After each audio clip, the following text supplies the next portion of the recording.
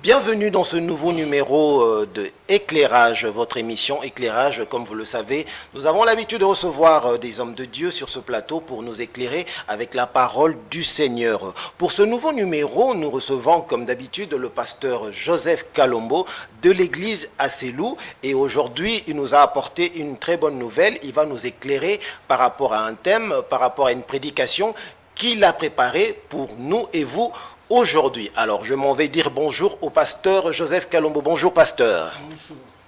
C'est un plaisir de vous revoir encore dans ce plateau. Ça nous apporte carrément de l'éclairage quand vous nous amenez des thèmes, des prédications. Alors, nous vous saluons encore avec des téléspectateurs qui nous suivent en direct sur cette chaîne. Aujourd'hui, vous nous amenez quoi comme thème, comme prédication? Aujourd'hui, nous avons déjà annoncé aux enfants de Dieu que nous allons parler de l'enfantement. L'enfantement. Alors, pasteur, comme d'habitude dans cette émission, avant d'entamer l'émission, vous nous conduisez dans une courte prière. Alors, nous vous faisons le privilège de nous emmener dans la prière. Mon Seigneur, c'est toi qui es au-dessus de toutes choses. La Bible déclare que les hommes ont parlé de ta part, mais poussés par l'Esprit de Dieu. Nous voulons que l'esprit qui était sur Moïse, qui était sur Josué, qui était sur Philippe, qui était sur Étienne, puisse se reposer sur notre modeste personne, afin que nous puissions annoncer ta parole. Seigneur, je m'oppose contre les forces maléfiques, les forces diaboliques. Je le renvoie de les arides, rien que ta présence, rien que ton esprit puisse nous guider dans cette prédication. Je suis prié. Au nom du Seigneur Jésus-Christ. Amen.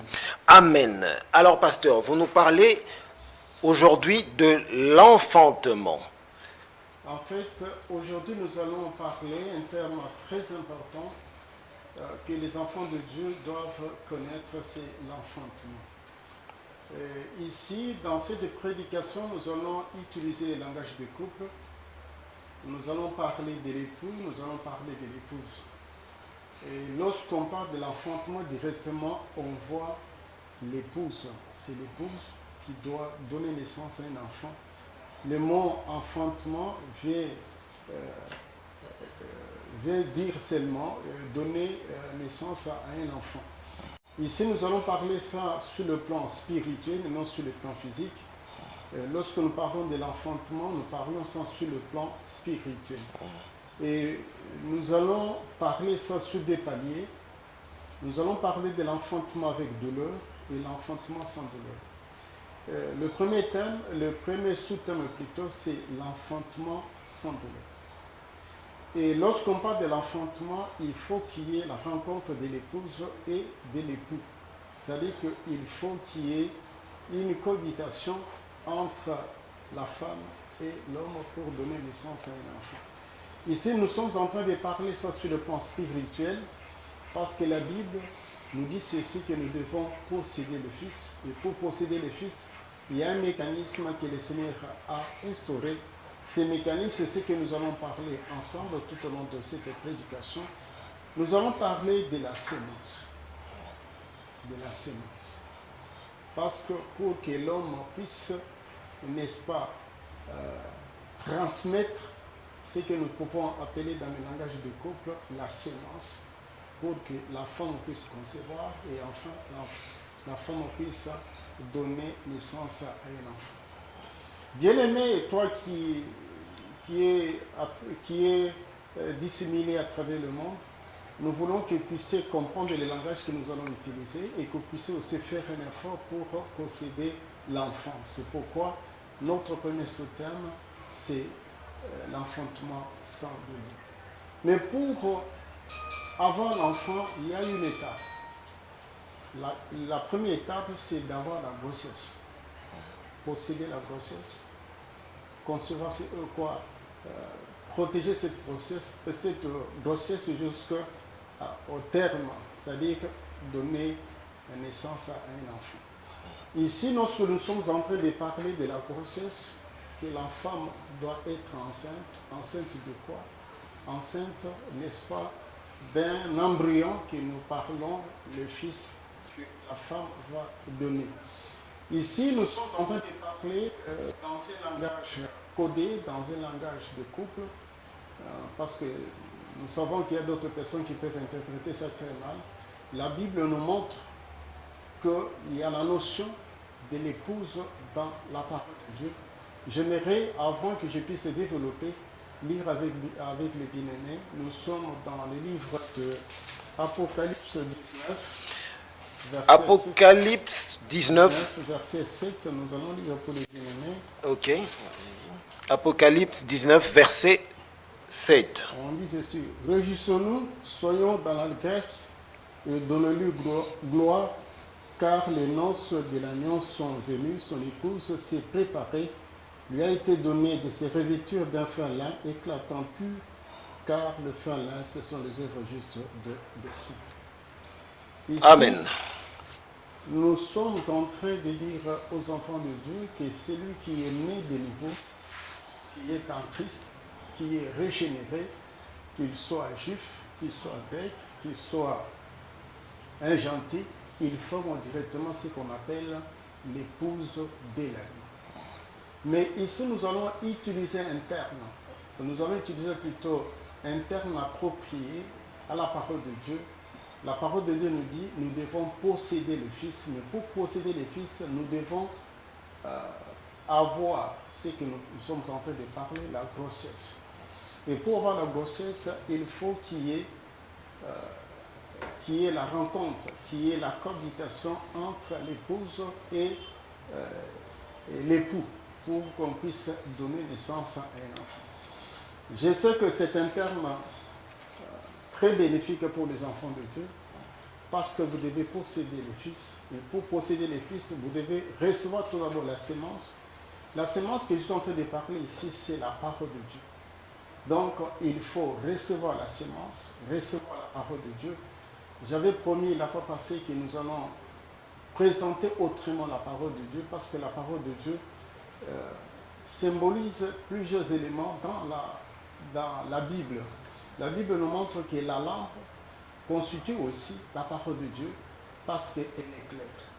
Donc, la parole de Dieu, elle est considérée tantôt comme la lampe, tantôt comme l'eau, tantôt comme le pain, tantôt comme la nourriture. Mais ici, nous sommes en train de présenter la parole de Dieu, et non comme la nourriture, et non comme la lampe, et non comme l'eau, mais en tant que la sémence qui doit engendrer un fils à nous. C'est-à-dire que nous devons recevoir la parole de Dieu. Et je ne suis pas en l'air, je ne suis pas en train de philosopher, mais je suis dans la Bible. Nous pouvons lire avec les bien-aimés dans le livre de Luc 8, 11 jusqu'à 15. Luc 8, 11 jusqu'à 15. Vous pouvez lire avec nous à la maison, avec vos Bibles. Hein? Ici, nous faisons aussi un effort pour lire, parce que le temps nous est imparti. Il est très minime, mais nous allons faire un effort quand même pour lire.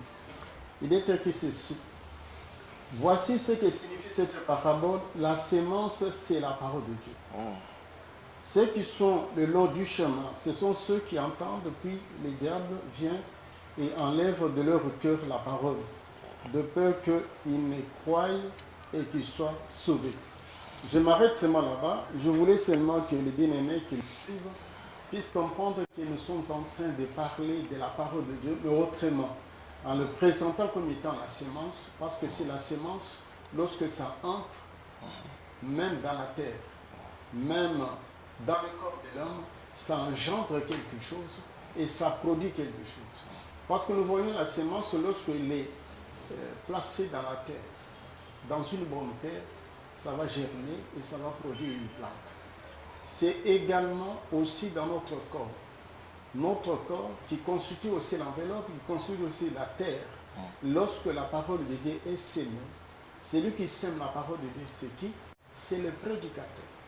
Parce qu'on dit que la parole de Dieu vient de ce qu'on entend. Ce qu'on entend, c'est quoi? C'est la parole de Dieu. Lorsqu'un prédicateur, un bon prédicateur, ici nous sommes en train de mettre l'accent sur la parole pure. Parce qu'il y a la parole qui donne aussi des démangeaisons, qui donne aussi des constipations.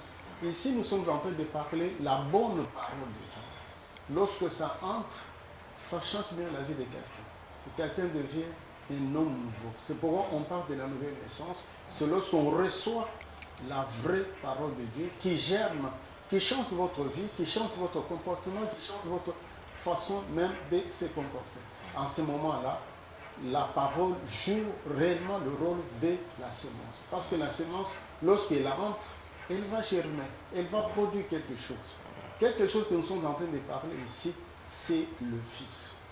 J'ouvre encore une parenthèse, c'est pourquoi la fois passée, nous avons mis l'accent pour dire que non, la parole de Dieu, elle est donnée rien qu'à l'homme, parce que c'est l'homme qui doit donner la semence. Parce que physiquement, c'est l'homme qui possède la semence et non la femme. Parce qu'il y avait beaucoup de gens qui me posaient des questions, disaient non, c'est le Saint-Esprit, la femme avait reçu le Saint-Esprit comme l'homme, elle doit prêcher. Non, elle ne peut pas prêcher parce qu'elle n'est pas la dépositaire de la semence. Celui qui possède la semence, c'est l'homme. Et lorsque le Christ est arrivé, lorsqu'il était venu, la première venue sur terre, la Bible nous dit qu'il avait choisi que les hommes. Et pourtant, il y avait des femmes aussi de distinction, des femmes aussi qui étaient des femmes estimées. Mais le Seigneur n'avait pas choisi les femmes, il avait choisi que les hommes.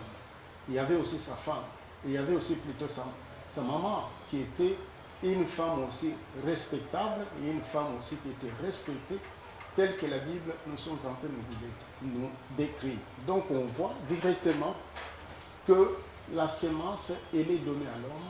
C'est l'homme qui doit féconder la femme pour que la femme puisse avoir, n'est-ce pas, la grossesse. Et la grossesse jusqu'à ce qu'elle doit donner naissance à un enfant. Ici, bien aimé, nous sommes en train de dire, nous sommes en train de mettre un accent particulier que vous devez posséder, que vous devez recevoir la semence. La semence que nous sommes en train de parler, bien aimé, c'est la parole pure, sans mélange. La fois passée, nous avons parlé de la doctrine. Nous avons mis l'accent sur la sainte doctrine que nous devons, nous tous, intérioriser dans nos cœurs, gober, pour que nous puissions très bien marcher dans la voie du Seigneur. Donc, ici, nous sommes en train de parler que nous sommes l'épouse du Christ. En tant que l'épouse, nous devons recevoir la parole de Dieu, parce que la parole de Dieu, elle fait partie des éléments de préparation de l'épouse.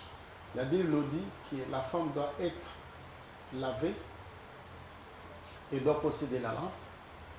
La femme doit être soigneusement préparée, comme fut le cas avec Esther. La Bible nous dit qu'on avait donné, n'est-ce pas, de l'huile que la femme devait. L'huile, nous avons déjà parlé de ça dans plusieurs de nos émissions en disant que c'est le symbole du Saint-Esprit. Et nous avons aussi parlé de la parole en tant que l'eau qui doit laver les souillures pour que la femme soit propre. Mais ici, nous sommes en train de parler de la semence qui est la parole de Dieu, qui doit, n'est-ce pas, entrer dans le corps de la femme pour que la femme puisse avoir la grossesse, que la femme puisse, n'est-ce pas, engendrer le Fils. Pourquoi nous le disons? Pourquoi nous insistons, bien aimés? Il y a des époques, il y a des temps.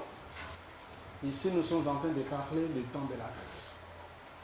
La Bible nous dit que approchons-nous du trône de la grâce.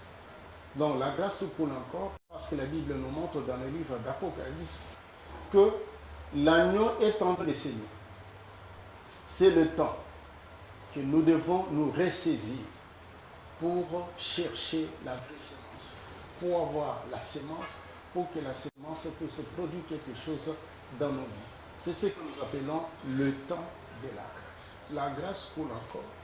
Les prédicateurs sont là, ils sont en train d'écrire jour et nuit pour vous montrer la voie du salut, pour vous montrer les véritables principes de Dieu que nous devons, n'est-ce pas, intérioriser pour être sauvés. Parce qu'ici, on est en train de dire de la parole de Dieu en tant que la semence. C'est lorsqu'on reçoit cette parole que cette parole nous transforme, se forme en nous. Et ça dit que lorsqu'il est en train de se former, en quelque sorte, c'est le Christ qui est en train de se former en nous au travers de sa parole. Parce que la Bible dit qu'au commencement était la parole était avec Dieu, la parole était venue dans le monde, la parole s'est faite chair et la parole était la lumière du monde. Ici, nous sommes en train de montrer aux bien-aimés qui ont l'habitude de nous suivre que vous devez aimer et posséder la semence qui est la parole de Dieu. Donc, la parole de Dieu, il y a là ce que nous appelons la parole doctrinale, c'est-à-dire les principes s'assoient réellement en Christ. Parce qu'il y a beaucoup de gens qui parlent de Christ, peut-être ils parlent de notre Christ, ce n'est pas Jésus-Christ de Nazareth. Jésus-Christ de Nazareth, il y a des principes chers à lui que nous devons chérir. Ce que nous parlons, nous disons la parole doctrinale. Connaître, n'est-ce pas, ses principes, ses préceptes et ses ordonnances. Mais il y a aussi ce que nous appelons la parole prophétique, qui est la lampe qui brille dans un endroit obscur. Cette parole doit nous éclairer pour comprendre les époques, le temps que nous sommes en train de traverser, pourquoi le Seigneur nous a mis sur terre. Quel est l'objectif? La Bible nous dit dans le livre de Genèse, il avait mis l'homme pour qu'il puisse cultiver le champ et le jardin. Mais ça dit que Dieu nous a donné, Dieu nous a mis sur terre avec un objectif, de l'adorer, de le servir. Mais les hommes ont laissé la mission que le Seigneur nous avait confiée, ils sont en train de faire autre chose. Ici, nous sommes en train de vous rappeler que vous êtes l'ouvrage de sa main. Quand vous êtes l'ouvrage de sa main, il vous demande, il veut que vous puissiez posséder sa parole qui est la sémence, pour que vous puissiez donner naissance à un enfant que nous sommes en train de dire, c'est le Christ lui-même. Le Christ doit se former. Vous devez vivre la vie du Christ.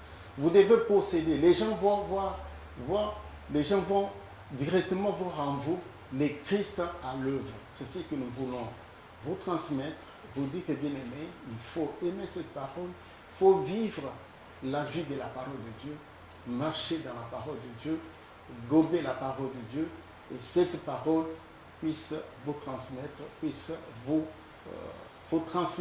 c'est-à-dire que la parole puisse vous donner l'autre essence de vie et l'autre modèle comment il faut vivre sur terre. Mais je voulais que nous puissions encore lire, nous sommes dans le livre de Marc. Livre de Marc, vous pouvez lire avec nous à la maison, il faut toujours vérifier les Écritures. Livre de Marc. Nous voulons que les bien-aimés puissent aussi vérifier. Oui, oui. Parce qu'il ne faut pas que nous puissions lire des choses qui ne sont pas vraies. Exactement. Nous sommes dans le livre de Marc. Nous sommes dans le livre de Marc, c'est Marc 4. Marc 4. Je lis pour les bien-aimés. Amen. Ils sont en train de nous suivre. Les bien-aimés peuvent lire avec nous. Marc 4, nous sommes au niveau du verset 14. Marc 4, verset 14. Le semeur sème la parole de Dieu. Les uns sont le long du chemin où la parole est sémée. Quand ils l'ont entendu, aussitôt Satan vient et enlève la parole qui a été sémée en eux. Ici, on nous met en garde contre notre usurpateur qui est le diable. Il est là pour ôter la parole qu'on sème. Celui qui sème, je viens de le dire, ce sont des prédicateurs de la parole de Dieu à qui le Seigneur a donné la mission pour qu'ils puissent prêcher la parole de Dieu. C'est ainsi que nous avons ouvert une parenthèse en disant que la femme ne peut pas prêcher. La femme, elle a d'autres tâches, elle a d'autres travaux qu'elle doit faire au sein de l'Assemblée. Mais en ce qui concerne la parole de Dieu, ce sont les ministres de la parole de Dieu qui doivent transmettre cette parole. Mais lorsqu'on reçoit la parole, pour être sauvé, il faut recevoir la parole de Dieu et que la parole de Dieu puisse transformer votre vie. En ce moment-là, vous serez réellement un homme nouveau. Ici, nous sommes en train de mettre l'accent particulier sur la transformation qu'apporte la parole de Dieu dans la vie des uns et des autres. Nous devons posséder cette parole, bien-aimés. Nous devons posséder cette parole en nous. Cette parole que je suis en train de parler, c'est la pure parole de Dieu. Parce que j'ai parlé à 3 temps, il y a la parole doctrinale, il y a la parole évangélique, il y a la parole prophétique. Mais n'est-ce pas, c'est la parole évangélique que beaucoup de gens se cantonnent sur ça. Ils font beaucoup de bruit, c'est bien. Mais lorsque vous venez directement au sein de l'Assemblée, dans une église donnée, vous devez vous asseoir réellement dans la parole doctrinale et on doit vous projeter directement dans la parole prophétique pour savoir que nous sommes dans le monde, mais nous ne sommes pas du monde. Il y a un temps que le Seigneur va venir nous prendre. Il a déjà arrêté dans sa providence, il a déjà préparé. Ce n'est pas pour rien que la Bible nous dit qu'il est parti pour nous préparer des endroits, de bons endroits où nous devons aller rester avec lui. Mais lorsque nous sommes au sein de l'Assemblée, nous devons posséder cette parole-là parce que c'est la parole qui transforme l'homme. Je sais, il y en a ceux qui aiment des miracles, il y en a ceux qui aiment des signes et des prodiges. Ça fait partie de la parole de Dieu, c'est la beauté même de la parole de Dieu. Mais ce qui est plus important, c'est la transformation. Je mets l'accent particulier sur la transformation. Nous devons être transformés à partir de la parole de Dieu. Lorsque ça entre, ça germe en nous, ça produit quelque chose et ça va produire le Fils. C'est pour cela que la Bible nous dit que nous devons posséder le Fils. Parce que le Fils, c'est lui qui amène la vie. Ici, j'ouvre encore une parenthèse, parce qu'il y a 2 sortes de vie. Il y a la vie humaine, ce moyen de souffle que nous possédons cette vie. C'est l'Éternel lui-même qui nous guide, qui est là pour veiller sur cette vie-là humaine. Mais il y a ce que nous appelons la vie éternelle. La vie éternelle, elle est réservée à ceux qui ont déjà possédé la sémence, et la sémence a déjà fait quelque chose en eux, la sémence a déjà germé, et ils ont déjà le Fils, parce que la Bible dit que celui qui a le Fils, il a la vie. La vie que nous sommes en train de parler, c'est la vie éternelle. Parce que après la mort, il y a une autre vie. Mais la vie que nous sommes en train de parler, ce n'est pas après la mort, c'est la vie que le Christ donne. C'est-à-dire que nous serons avec lui au siècle des siècles et sans interruption, nous serons dans la félicité, dans sa maison, tout en jouissant des bienfaits que le Seigneur va nous donner. Donc c'est ce que nous sommes en train de dire, que c'est la vie éternelle. Nous prions nous tous, nous chantons nous tous, nous espérons nous tous, c'est pour, n'est-ce pas, avoir cette vie-là. Et pour avoir cette vie-là, il faut posséder le Fils. Et pour posséder le Fils, il faut recevoir la sémence. La sémence que nous sommes en train de parler, c'est la parole de Dieu. Je voulais que nous puissions encore lire avec les bien-aimés. Amen. Nous sommes pratiquement dans le livre de 1 Jean. Le livre de 1 Jean. 1 Jean, nous allons lire pour les bien-aimés. 1 Jean 5. 1 Jean 5. Et nous pouvons lire verset 12. 1 Jean 5, verset 12. Celui qui a le Fils a la vie, et celui qui n'a pas le Fils de Dieu n'a pas la vie. Et je vous ai écrit ces choses afin que vous sachiez que vous avez la vie éternelle, vous qui croyez au nom du Fils de Dieu. Et nous avons auprès de lui cette assurance que si nous demandons quelque chose selon sa volonté, il nous écoute. Ici, bien-aimés, on est en train de nous montrer des notions très importantes, la vie et la mort. Ici, la mort que nous sommes en train de parler, c'est la mort éternelle, la seconde mort qu'on est en train de parler. La vie qu'on est en train de parler, c'est la vie éternelle. La vie éternelle. Parce qu'il y a la vie comme nous venons de le dire, la vie humaine, nous tous, nous sommes en train de vivre cette vie parce que nous avons le souffle de vie. Et lorsqu'on parle de la vie éternelle, c'est-à-dire qu'après la mort, il y a une autre vie qui continue. Et cette vie-là, il y a deux côtés. Il y a les côtés où il y a la souffrance, il y a l'autre côté où il y a la joie. Là où il y a la joie, c'est ce que nous parlons de la vie éternelle, c'est-à-dire que vous serez en présence du Seigneur, vous allez vivre à côté du Seigneur, dans la maison royale, vous serez considéré comme étant l'épouse de l'agneau et vous allez vivre la félicité de Dieu. Mais tandis que celui qui n'a pas le Fils, celui-là, il a la mort, il a les tourments. Parce que la Bible nous dit, le Seigneur a déjà tracé, il a déjà prévu des années que l'homme doit vivre sur terre. Et lorsque nous quittons la terre, nous avons dit ça la fois passée, qu'il y a des situations, soit vous êtes recueillis dans le Saint-Abraham, soit vous êtes un esprit errant, soit vous êtes dans un endroit de tourment. Et si je voulais expliciter ces notions, lorsque quelqu'un il est en Christ, lorsqu'il meurt, la Bible nous dit qu'ils s'endorment, ils vont se réveiller. Et ils sont recueillis dans le sein d'Abraham, dans un endroit de repos, en attendant la résurrection des justes au moment venu. Et la résurrection des justes, nous avons déjà parlé ça, les trois temps forts, nous avons parlé des prémices, nous avons parlé de la moisson et nous avons parlé des clamures. Mais la moisson, c'est lorsqu'il y aura l'enlèvement de l'Église. La Bible dit que ceux qui sont morts n'ont pas des avancées, ils seront ressuscités, ils vont revêtir un corps glorieux. Et nous qui serons restés, nous serons changés, nous allons aussi revêtir l'incorruptibilité et nous serons changés et nous serons enlevés avec eux.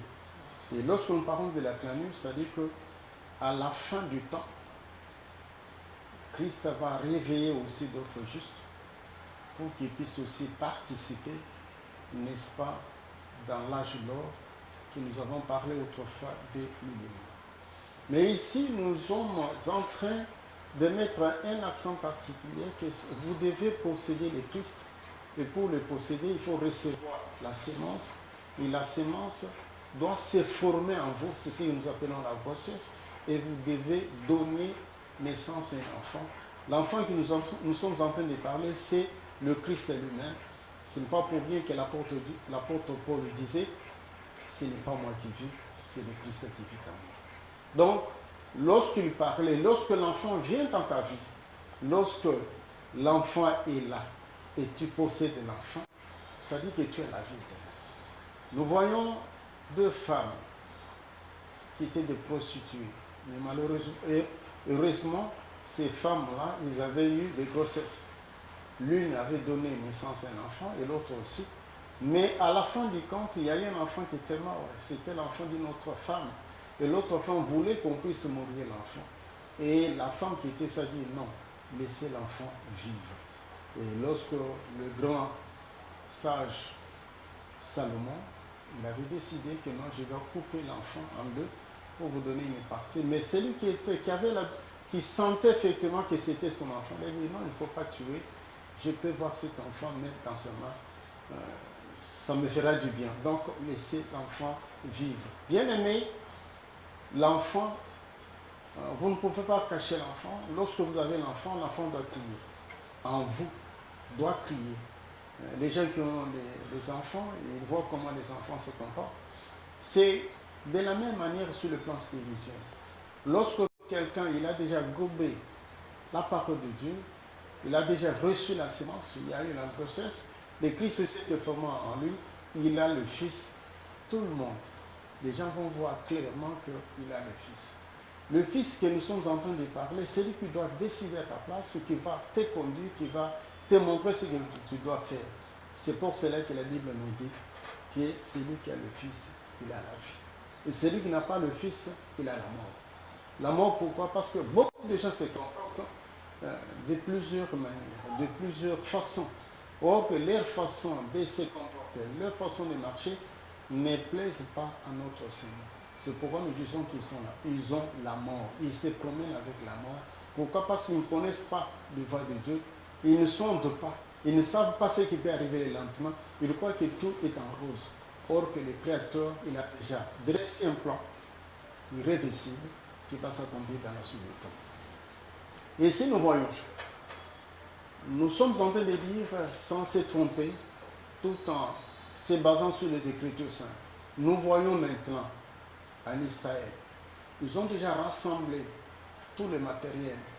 Ils ont déjà les moyens qu'il faut pour construire le troisième temple. Or que la Bible nous parle, parce que les gens ne savent pas, nous avons des notions dans la Bible qui symbolisent l'épouse. Il y a ce qu'on appelle l'épouse de l'Éternel, il y a ce qu'on appelle aussi l'épouse de la vie. Ici, j'aimerais que les bien-aimés puissent aller lire Osée 2, verset 4.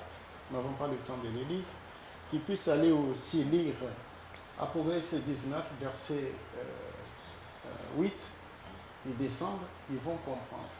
Ça dit qu'il y a ces deux notions qu'on est en train de parler, de la femme stérile, de la femme délaissée, et la femme qui était considérée comme étant la femme principale. C'était Vachi. Vachi s'est méconduit. C'est ainsi qu'il était mis à l'écart pour qu'on puisse récupérer une autre femme qui était une étrangère, et c'était Esther. Donc, on fait cette notion-là pour montrer qu'Israël, il avait désobéi. C'est elle plutôt qu'on appelait l'épouse de l'Éternel. Mais nous autres, les gentils, on nous a récupérés. Nous étions des oliviers sauvages et on nous a hantés à l'olivier naturel. Ça, c'est l'apôtre Paul qui le dit dans le livre de Romains. Mais ne savez-vous pas que l'Éternel n'a pas délaissé son peuple? C'est pour un temps, c'est pour que vous puissiez entrer. On y considère, selon la parole de Dieu, que nous sommes les oliviers sauvages. Les oliviers sauvages, on nous a hantés à l'olivier naturel. Donc, les promesses, c'était pour Israël. Ce n'était pas pour les gentils. Et l'épouse qui était considérée, c'était Israël. C'est pourquoi on parle de l'épouse de l'Éternel. Nous sommes l'épouse de l'agneau. L'agneau, il a besoin des gentils. Il a besoin aussi de ceux qui se convertissent, ceux qui acceptent son message, le message du salut, ceux qui reçoivent la véritable parole qui est, cette parole qu'ils sont en train de parler, c'est la semence. La semence provient du Christ lui-même. C'est le Christ qui doit se former en nous pour qu'il puisse donner un enfant. Ici, nous allons ouvrir la parenthèse parce que le temps nous est imparti. On ne saura pas combiner les deux notions à la fois. Nous pensons qu'à la fois prochaine, nous allons parler rien que de cette femme-là. Là, nous serons pratiquement dans le livre d'Apocalypse 12. Nous allons décortiquer. Mais ici, nous sommes en train de parler. Nous sommes en train de parler de l'épouse de l'agneau. L'épouse de l'agneau, c'est ceux qui ont reçu la parole. Cette parole, c'est quoi? C'est le Christ. Parce que de Genèse jusqu'à l'Apocalypse, on parle que de Christ. C'est le Christ qui est notre mari. C'est le Christ qui nous a donné sa parole. C'est lorsqu'on accepte le Christ qu'on n'est plus sous la malédiction, sous les enfantements, qu'on devient un homme nouveau. C'est cette parole-là qui taille, qui transforme un homme pour que l'homme puisse avoir la forme Christ. Et cette forme-là va produire quelque chose de concret. De concret, c'est-à-dire qu'on ne va plus voir l'homme en question, mais on va voir le Fils en lui. Le Fils que nous sommes en train de parler, c'est le Christ lui-même. Et la Bible nous dit que c'est lui le Fils de Dieu. C'est-à-dire, le mot Fils signifie quelqu'un qui s'est rabaissé pour prendre la forme des hommes, pour prendre la forme d'un serviteur, et c'est pour cela qu'on appelle le Fils. Donc, si vous avez le Fils en vous, et que la grossesse a donné naissance à un enfant, pourquoi nous parlons que c'est l'enfantement sans douleur? Parce que ici, nous sommes en train de recevoir la parole sans menace. Sans menace, mais il y aura un moment pour accepter seulement le nom de Jésus-Christ, il faut passer par les tranchées de l'épée. C'est ce que nous allons parler de l'enfantement avec douleur. Mais ici, nous sommes le temps de la grâce. Je me plains même pour nos amis, nos frères qui vont en Israël pour aller prendre de l'eau de Jourdain. Ils vont en Israël pour prendre des talites. Ils vont en Israël au nord. C'est parce que ces bien-aimés-là ne lisent pas la parole de Dieu. S'ils lisaient attentivement, ils allaient comprendre que ça ne sert à rien. Israël, pour le moment, il n'y a pas les fautes. Ce n'est pas moi qui l'ai dit, c'est la parole de Dieu. Il n'y a pas les fautes, il n'y a pas le téraphin. Donc, les deux éléments-là manquent en Israël. Lorsque nous parlons de l'éphod, on voit directement la sacrificature n'est plus en Israël.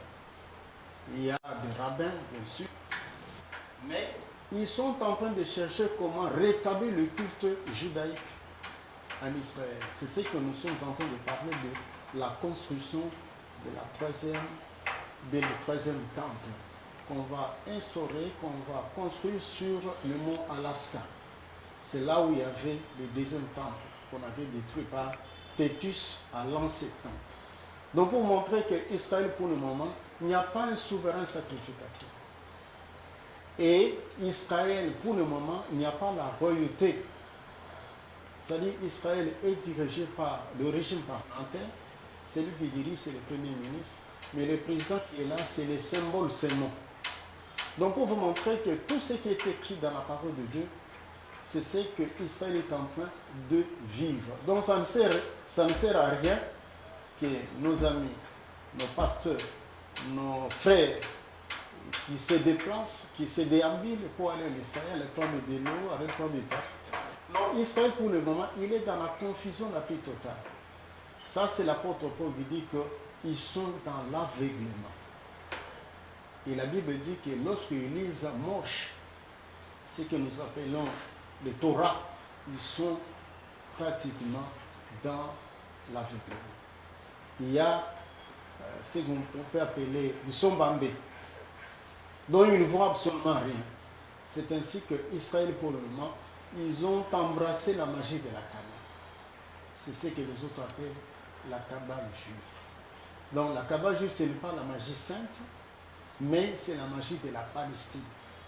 Parce qu'avant d'y entrer, le Seigneur avait déjà dit, il avait déjà averti, Israël, le pays que tu vas entrer, vous allez trouver les gens en train d'invoquer les morts. Toi, ne le fais pas. C'est ce que nous sommes en train de vivre actuellement. Ce qui se passe en Israël, les gens qui font des voyages astrales, qui incitent aussi les autres, qui forment aussi les autres, et l'Église en pâtisse. L'Église corps de Christ, pour le moment, est inféodée avec ces phénomènes-là. Pourquoi? Parce que les gens croient qu'il y a la sainteté en Israël. Non, pour le moment, il n'y a que des chauves-souris là-bas.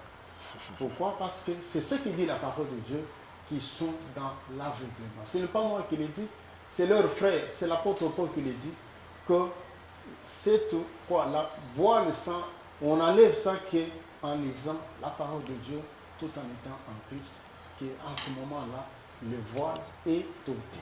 Donc, pour vous dire que, bien-aimés, vous devez recevoir la totalité de la parole de Dieu. Vous devez aimer plutôt cette parole. Je suis en train de le dire avec mon cœur, parce que je sais que la nuit, elle est déjà tombée. Nous sommes en pleine nuit. Bientôt là, on va prier, voici le temps. Donc nous sommes en train de vous ramener, de vous demander, bien-aimés, de faire attention, de posséder, d'aimer, pour que cette parole entre en vous, que ça puisse produire les effets. Les effets qui sont en train de parler, c'est la grossesse. Vous devez être sauvés. Lorsqu'on parle de l'enfantement sans douleur, ça veut dire que nous, les chrétiens, nous serons enlevés paisiblement. C'est-à-dire que nous sommes déjà sauvés parce que nous avons déjà reçu la parole de Dieu. Ce que nous attendons, c'est le jour J, lorsqu'on va prier, lorsque la tempête sonnera, et lorsque le Christ se mettra dans le ciel, dans les airs, pour nous accueillir. Voilà, bien aimé, ce que nous avons préparé pour cette journée, c'était le premier sous-thème, l'enfantement sans douleur, parce que nous sommes le temps de la grâce. Donc la grâce coule encore. Il suffit seulement de croire, d'accepter le Christ, que le Christ entre en vous, qu'il se forme pour puissiez avoir la grossesse, qu'il puisse aussi enfanter sans problème, c'est-à-dire que posséder Christ, commencer à suivre ses voies, commencer à lui laisser la place qu'il puisse aussi te guider jusqu'à ce que le Christ viendra nous prendre. Mais le deuxième partie qui reste, l'enfantement avec douleur, nous allons parler, ça sera la semaine prochaine, nous allons parler sur la grande tribulation, comment Israël va recevoir la parole avec beaucoup de douleur et qui viendra pour prêcher Israël la vraie parole de Dieu.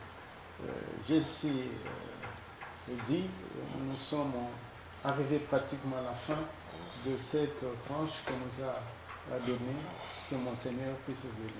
Merci pasteur pour cette parole sur l'enfantement sur le plan spirituel. Bien sûr, c'était qu'une partie. Vous nous avez éclairé sur ça et nous pensons que la prochaine fois, vous allez nous en parler davantage pour continuer sur l'enfantement avec douleur. Alors, c'était vraiment très intéressant, mais nous allons quand même vous poser quelques questions par rapport à ce thème. Dites-nous, pasteur, comment protéger la semence reçue afin que le diable ne puisse pas voler, comme c'est écrit dans Marc 4? En fait, c'est la bonne question. Pour que Satan ne puisse pas, n'est-ce pas, dérober ce que le Seigneur nous a donné, il faut se donner à la lecture de la parole de Dieu. Ça, c'est le premier élément. Deuxièmement, il faut être ami de la prière. Ok. Troisièmement, il faut s'éloigner de ceux qui se méconduisent plutôt. Il faut repousser de mauvais compagnons, de mauvais amis, de mauvais copains. Parce que ça peut vous entraîner aussi.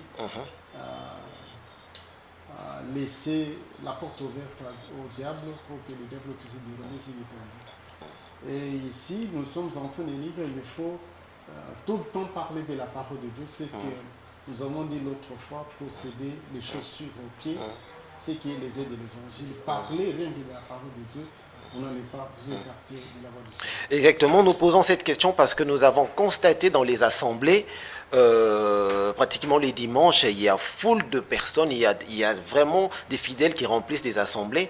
Mais vous allez constater, pendant la semaine, il y a toujours des comportements qui laissent à désirer par rapport aux fidèles qui vont à l'église. Il y a des disputes, il y a des trucs qui ne font pas voir que ces personnes vont à l'église pour recevoir une sémence qui doit carrément changer leur vie. Que le Seigneur vous bénisse. Parce qu'on sait pour mener par temps. Il a fait de 30 ou 40 minutes pour faire montrer aux gens que la semence doit produire quelque chose dans notre vie. Normalement. Tant qu'on n'a pas la grossesse. La grossesse, ça dit que... Vous voulez dire qu'il y a des avortements aussi? Oh oui, effectivement. Lorsque nous sommes en train de parler de la grossesse, parce que la grossesse, vous pouvez avoir la grossesse et ne pas aussi enfanter. Et si nous voulons parler de la grossesse, nous sommes en train de parler que le Christ est en train de se former jusqu'à ce que puisse avoir l'enfant. Exactement. C'est l'enfant qui va témoigner effectivement que vous êtes une mère. Ici, je suis en train de parler aussi sur le plan physique. C'est ce qui est écrit aussi. Et la femme sera sauvée néanmoins en devenant mère. Donc, c'est écrit dans la parole de Dieu. Ça, vous allez nous démontrer prochainement. Prochainement, je vais vous donner les versets. Ici, c'est pour vous montrer que ce qui caractérise un homme spirituel, un homme qui est arrivé à la maturité, c'est son comportement. C'est en ce moment, on peut dire effectivement que le Christ est à nous. Parce que les gens des bérets, ils étaient suffisamment, n'est-ce pas, formés. Et lorsque on enseignait et vérifiait aussi des rouleaux. Et en plus de cela,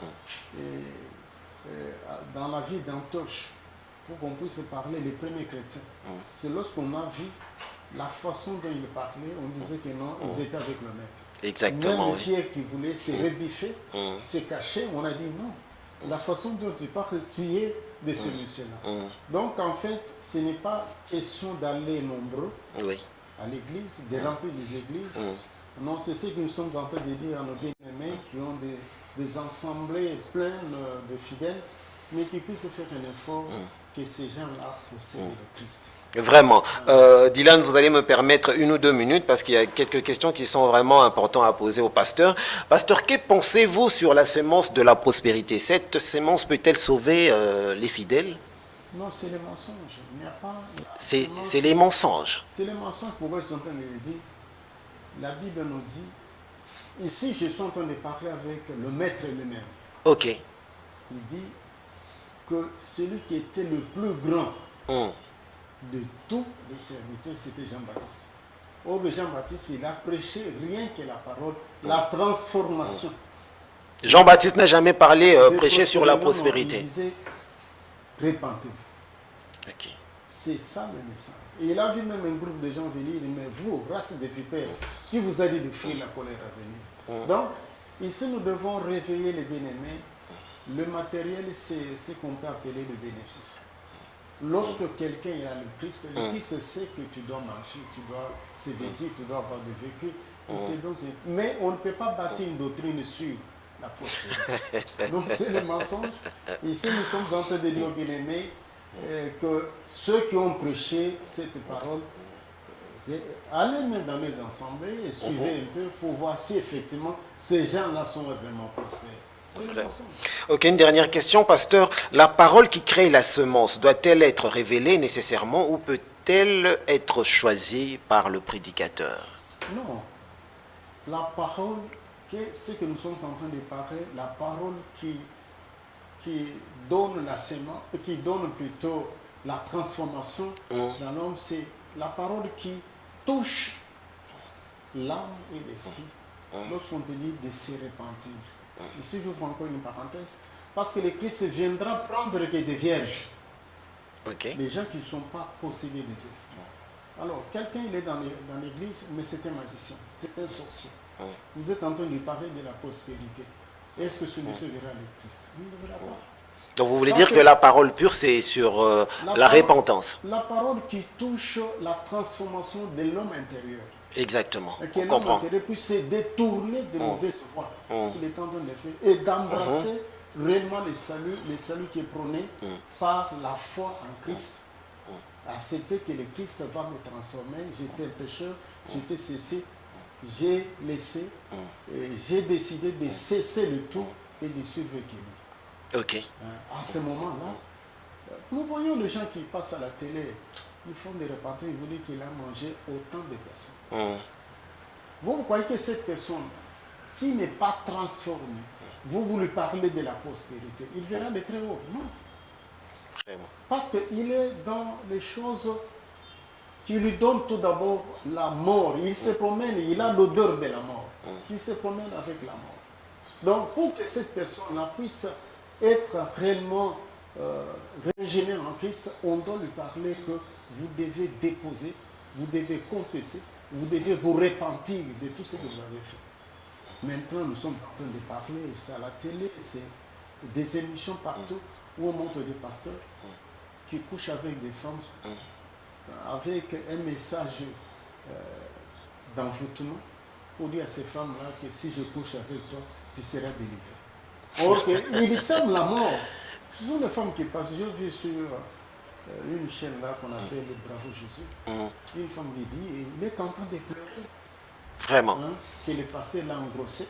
Et le pasteur il a mis aussi des roches dans le coca. Et on a fait la femme l'avortement sans son consentement. Vraiment. Ils étaient devant le média avec le monsieur qui s'est dit qu'il est loin de l'éternel. Et il a même le courage de dire qu'il est loin de l'éternel. Il dit, tu verras. Dans le même sens, Dylan, excusez-moi, je prends une minute encore. Pasteur, c'est obligatoire ou bien c'est prévu comme ça si vous étiez auparavant un magicien, un charlatan, dès que vous vous convertissez et que vous vous repentez, vous faites des témoignages, vous devez nécessairement devenir pasteur Et faire des miracles? Non, c'est faux. Ici, je ne m'insurge pas contre ces gens-là, mais vu le temps que j'ai fait dans le Seigneur, des choses que j'ai vues, des choses que j'ai endurées, nous devons faire attention beaucoup. Les fils des ténèbres se sont glissés parmi nous. Et quelqu'un, il vient, il vous déclare tout ce qu'il a fait, il faut le laisser dans le temps qu'on appelle le temps d'observation. Pourquoi? Parce que l'esprit mauvais revient toujours. Et lorsqu'il va revenir, il va vous dire que non, je suis rentré. Ça, nous voyons ça. C'est la Bible qui dit que l'esprit impur, lorsqu'il sort, il va dans les arêtes. Il va chercher d'autres esprits. Il dit, je vais retourner dans ma maison. Ces gens, je ne sais pas s'ils ont les gens qui sont en train de suivre tout ce monde-là. Parce que quelqu'un qui vient du monde des ténèbres, c'est un danger, c'est le feu. Et vous devez le surveiller. Pourquoi? Parce qu'il suffit seulement de se fâcher. Il a mis les esprits sont là. Et lorsqu'il va rentrer, il ne va pas vous dire. Ici, je vous avais dit l'autre fois, la Bible nous dit ceci, que lorsque j'étais dans le sein maternel, ça c'est Jérémie qui l'a dit, dans le sein de maternel, il m'avait déjà choisi. Oui. Alors, tout ce monde-là qui se dit que non, il devait passer, c'est faux. Moi, je l'ai dit faux au regard de la parole de Dieu, parce qu'on est plutôt ministre, mais on ne devait pas le ministre au cours de sa vie. Non. Lorsque vous êtes dans le ventre de votre mère, le Seigneur vous a déjà choisi. Et lorsqu'il t'a choisi, il te protège jusqu'à ce que vous serez majeur et les temps d'achever votre mission dans le monde. D'achever la mission, il vous lance directement. Ici, je prends Moche. Moche, il était né dans la maison et il était nourri, il avait grandi dans la maison de Pharaon. Mais Moche, il était gardé dans le lac, dans le bassin où il y avait des crocodiles. Parce que le Seigneur savait qu'il y avait une mission qu'il va faire avec lui. Oui. Il avait déjà choisi Moche. Et nous voyons beaucoup de... Même l'apôtre Paul qui le dit, il dit que ça c'est le Seigneur même qui dit à Ananias, c'est l'instrument que je me suis choisi. Donc le Seigneur choisit bien avant déjà, c'est tracé. Alors moi je me dis, comment le Seigneur va te laisser, tu vas prendre la sorcellerie et tu vas pratiquer toutes ces histoires-là. Lorsque tu viens, directement tu deviens pasteur. Tu amènes quel message? Ça c'est ce qu'on retrouve généralement dans les églises. Je ne suis pas contre ces gens-là, mais je me cramponne sur la parole de Dieu. C'est la parole de Dieu qui nous éclaire. Parce que notre mission, c'est l'éclairage. On se pose des questions. Il y a maintenant, c'est comme mosaïque de gens qui passent, qui racontent n'importe quoi, tout ça. Et j'étais magicien, j'étais ceci, j'étais sorcier, j'étais secrétaire de Lucifer. Ces gens-là croient que nous sommes des naïfs. Être secrétaire de Lucifer. Et Lucifer va te laisser comme ça, c'est déambuler pour raconter On va y revenir parce que c'est très capital, parce qu'on en trouve presque partout dans les assemblées, les églises. Non, ici, il y en a tellement. Non, ici je suis en train d'attirer l'attention. Et que les bien-aimés puissent nous pardonner pour quelques minutes. Ici, nous sommes en train d'éveiller les enfants de Dieu. Parce que moi, j'ai vu quelqu'un jeter le nom. Il avait fait confession. Il a dit beaucoup de choses. Quelqu'un qui a bouffé pratiquement toute sa famille. Depuis sa naissance, il a bouffé, il a couché avec sa maman, il a fait beaucoup de choses. Et il devient pasteur. Et par après, on me dit que non, il est pasteur. Des pratiques, il avait dit là, des pratiques qui étaient diaboliques. C'est ce qu'il est en train de faire maintenant dans son église. Waouh. C'est triste. Et les gens plein. Ils donnent l'huile, et les gens achètent à $100 et tout ça. On dit toujours Dieu. Non, vous savez, dans cette ville, moi je suis né dans cette ville. Les années 78 59, j'étais aux humanités. Il y avait au niveau de l'avenue Guéringiri, pratiquement, on appelait des Ngoms. Dans cette ville, il y avait beaucoup de marabouts, beaucoup de fétichés.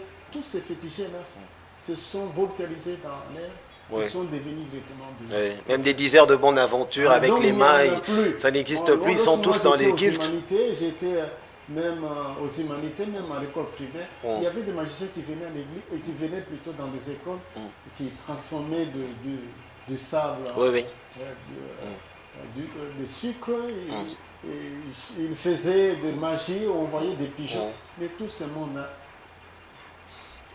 ils sont fondus dans l'assemblée. Voilà. Ce sont des prophètes. Vraiment, pasteur, le temps nous fait défaut, mais je dois poser cette question, désolé, Dylan. Dites-nous, pasteur, que vont chercher les prédicateurs, les pasteurs en Israël? Est-ce un passage obligé?